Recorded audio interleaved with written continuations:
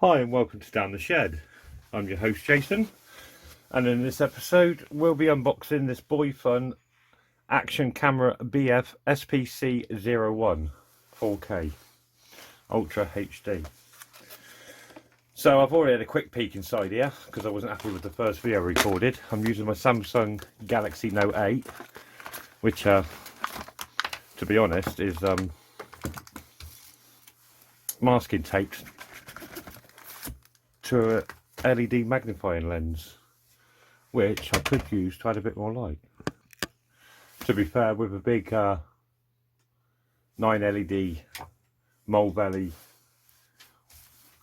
vehicle work light beaming down white LED at the moment, there's no need for that. Hello Benzie, one of my little dogs has just come to see me. I can't move the camera. No boo boo, Daddy's busy. Right, so we'll get that bag of bits out in a minute. So we have a user manual. We have the camera. There's the camera itself. It's already in a nice little case, buttons and everything. I have to get used to where this camera is. It's got one mount already on there. They unscrew out. And then you can slide this bit out, I guess, and put another one in there. So various types of mounts on here. Let's put that puppy there. Hang it up a bit so it looks good. Oh, just in shot. There we go. How's that? There we go. So we've got a little remote control. Batteries are pre-installed. Takes photos, takes video. So that will come quite useful. There's the wristband for it. We have a pouch. I'm guessing either for the camera or the accessories. So this is quite a nice silky style material, so I'll probably use that for the camera. Spare CR2032 for that remote unit. Alright, let's move these out of the way a bit. We've done those. I've got the gloves on because my hands are a bit grotty and I bite my nails and they probably look better with gloves on. And it's a bit more in keeping with the current environment. Come on. Lockdown's fun for everyone. Not. So we've got another clear front for the waterproof case. We've got another case itself, which is, let's open this up. Ow!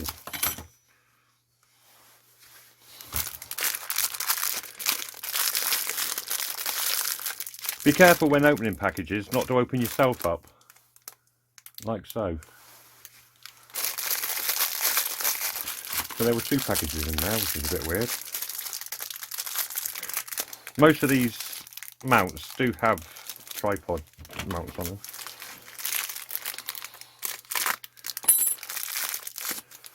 So there we go, that's got a crocodile clip or a bulldog type clip on it.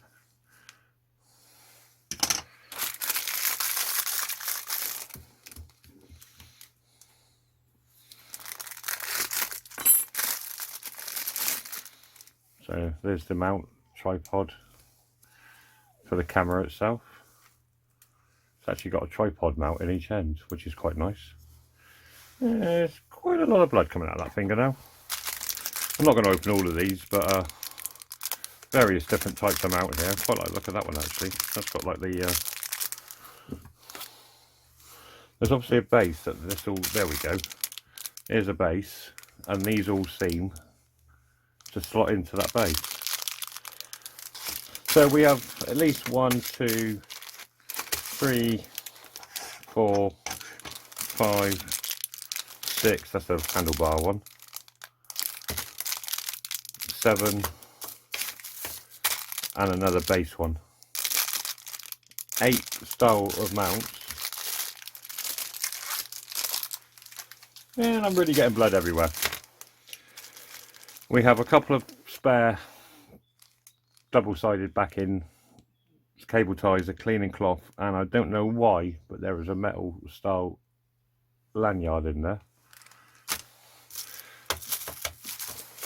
There's blood. 2 batteries, 1 USB cable, one clip-on microphone with windshield, and another base. So all in all, that's quite a neat little setup, really. Okay, so I've taken the camera out of the case. So that would be, I had to cheat and watch another YouTube video.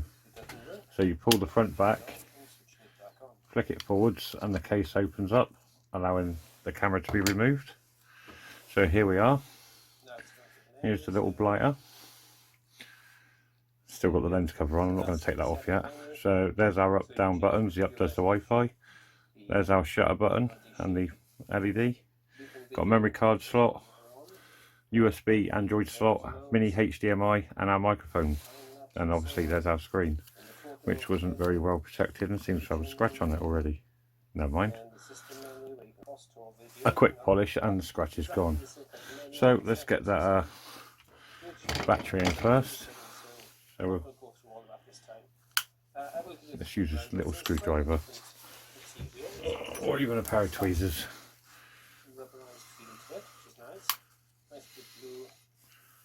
So there we go, battery pack's open.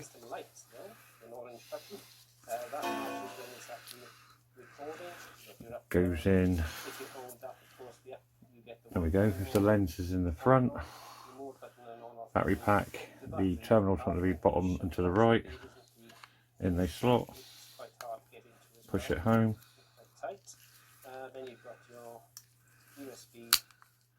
And she's in.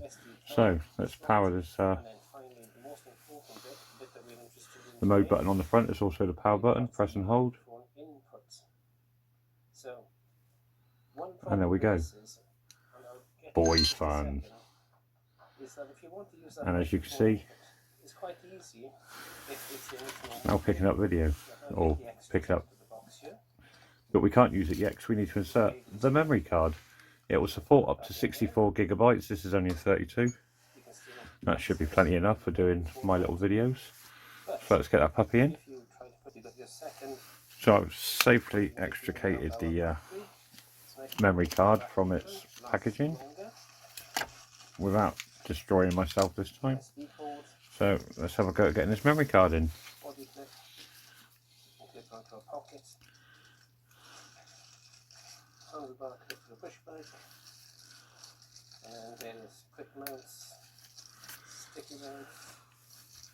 So the writing on the card wants to go towards the screen, or the tab wants to go to the bottom of the camera. See, it's upside down in the well, okay, let's put it the right way up. We'll twist the memory card round. You've